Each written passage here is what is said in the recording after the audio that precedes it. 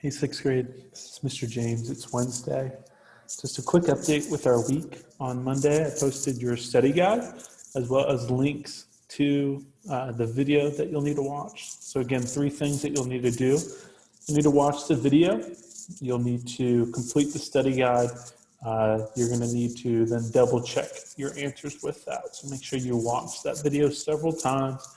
For myself, when I was doing the study guide, it took me about 30 to 40 minutes for me to find all the answers.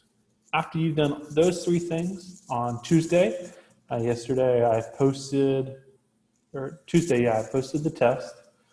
So go ahead, you can take the test after you've done that. Again, this is a pretty big test, as it's the first one that you guys are going to take. Probably have 1 or 2 more before the end of the quarter. So this will be worth quite a bit of points. So I'd recommend doing your best on it. And just with that, today I wanted to just quickly review lessons 1 through 5 that we've had. Just to get started, we'll look at our memory verse.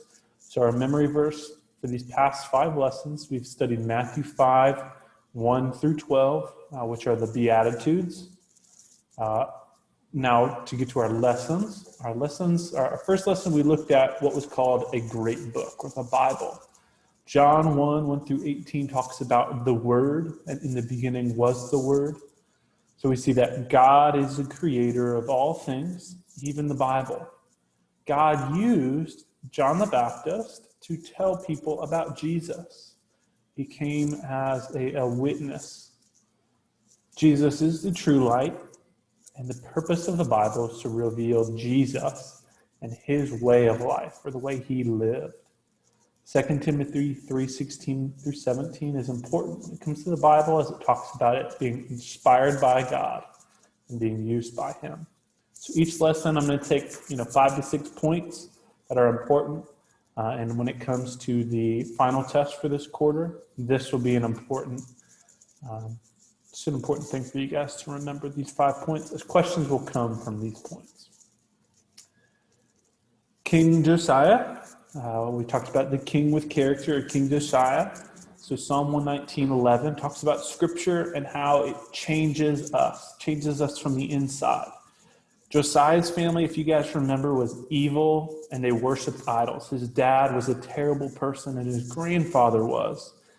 Ultimately, his dad was killed by the people he was the king of.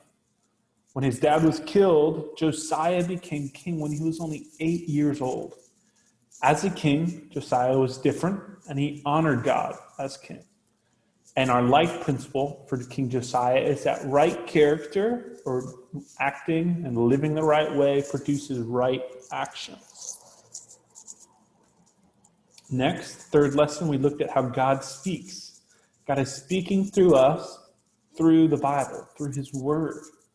Hebrews 4:12 talks about how the word changes us on the inside. Exodus 3 is a story of, if you guys watched that video, of God speaking to Moses through the burning bush. Despite his excuses, Moses is still obedient to obey the commands of God. We looked at Luke 6:12 through 15, and we saw that God's desire for us is to be fully devoted to him, and he wants us to be zealous for him. Remember, zealous means to be fully devoted. It's zealous, not jealous. Jealous means to want something. Zealous means to be devoted to something, to be devoted to God. Then we looked at God's design.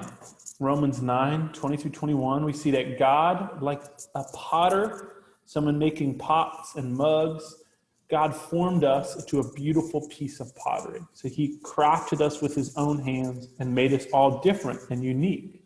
God designed me in a unique way and in a special way for a specific purpose. Psalm 139 verse 13 says he knit us together like someone sewing a dress. He knit us together one thread at a time.